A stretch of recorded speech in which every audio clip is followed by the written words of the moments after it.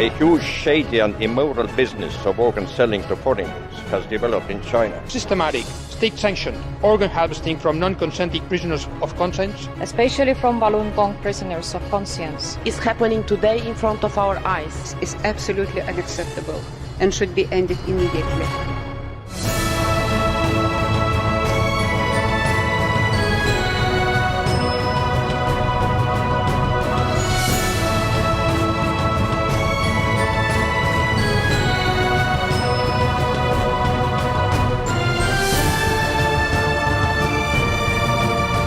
在欧盟这个层次啊，可能是第一个这么清楚、这么直截了当的谴责中共活在反共学院是吧 I totally support this resolution. We should condemn it more strongly.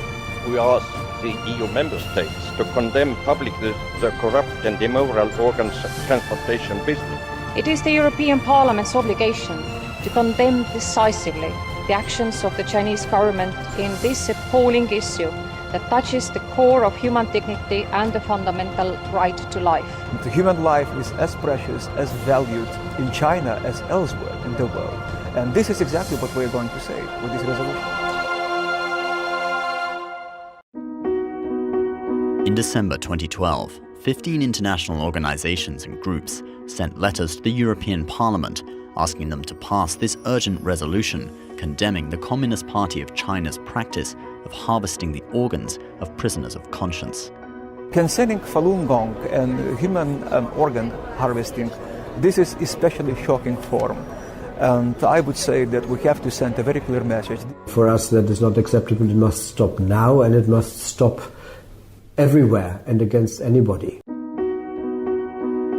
The brutality of these allegations of forced organ harvesting crosses the line of what some people are able to accept. After the Nazi genocide of World War II, after the Soviet Union's iron fist rule and slaughter, it was thought that such savage acts against humanity had been relegated to the history books. It reminds me of the young Polish man who got out of Poland in 1941, having been into the death camps. And he went to London and he went to Washington to try and tell the Allies what was happening in the death camps. And a famous judge called Felix Frankfurter, who was himself Jewish, was asked by a journalist, "You did not believe what this young man was saying. You called him a liar." He said, no. I didn't say he was a liar. I just said, I cannot believe what he's telling me. And that's the real problem with this subject. In 2006, lawyer and former Canadian Secretary of State for the Asia-Pacific region, David Kilgour, and Canadian human rights lawyer David Matas launched an independent investigation into the forced organ harvesting of Falun Gong practitioners' organs. The allegation and our findings are shocking. I mean, to us, this is a form of evil we have yet to see on this planet. They compiled the detailed evidence and results they obtained into the book Bloody Harvest, The Killing of Falun Gong for Their Organs. When I met David Kilgour, who was the Minister of Justice in Canada and who is a lawyer himself and who is an author, and he told me that yes, incredible as it sounds, but the most wonderful people in China, the most civilized and wonderful people, they refuse to believe this. It's so incredible. Which means that it's a very sinister practice, which is adopted by a very narrow circle of Chinese society. A formal resolution against forced organ harvesting was drafted prior to the European Parliament's plenary session, awaiting a vote. I want to remind the quotation from Dante in Inferno. The worst places in the hell are reserved for those who stay aside during the time of moral crisis. We are now in moral crisis, so we should act. We have to express our deep concern over persistent and credible reports of systematic, state-sanctioned organ harvesting from non-consenting prisoners of conscience, including from Falun Gong practitioners, according to the information I received. Imprisoned for their religious beliefs is absolutely unacceptable. The government launched a nationwide persecution to eradicate the traditional and peaceful spiritual practice of Falun Gong. This follows the principles of truth, compassion, tolerance. Diese Organentnahme, ist schockierend und widerspricht jeglicher Vorstellung von menschlicher Würde. Že je pre mňa nepochopiteľné, že národ s takou bohatou kultúrou a civilizáciou vôbec začal s takýmto dekadentným prístupom k ľudskému organizmu.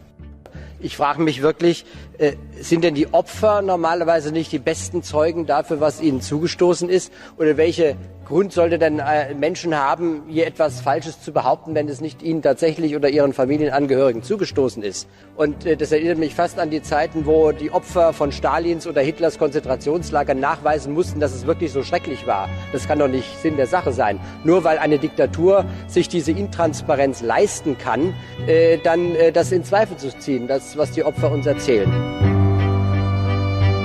The resolution, which was co-sponsored by 5 of the 7 European Parliament groups and supported by 6 groups, was passed by a majority vote. The resolution recommends that the European Union and its member states publicly condemn organ transplant abuses in China and raise awareness of this issue among their citizens. The resolution also instructs its president to forward it to the European Commission, the European Council, the UN Human Rights Council, and the Chinese government. The European Parliament is the voice of 500 million Europeans. We built the European Union on values, freedom, democracy. This behavior is not accepted by the world community. Since the exposure of live organ harvesting in 2006, nearly a decade has gone by. We should have done it earlier, but I think we have learned very much during this process of support. And now we are much more clear about what is going on in China and much more determined to continue our support and express our solidarity toward our Chinese friends. This resolution is the decision of the European Parliament. To do something is addressed to the People's Republic of China. I very much hope it will be received positively, like a goodwill of people who care. I understand that, and sometimes China, like Russia, thinks that the West is imposing, which is nonsense, of course, because I think that the West owes really much to China itself, to the courage of Chinese dissidents, Chinese writers and human rights defenders, people who were fearless and so courageous. It's something deeply universal, something that is related to, I would say, common denominator adopted by all civilized countries. 这个事情不是一个简简单单的政党之间的政治问题，其实这个问题是关系到全人类的以后未来的生存，因为人类社会没有最基本的道德观念是很难运转的。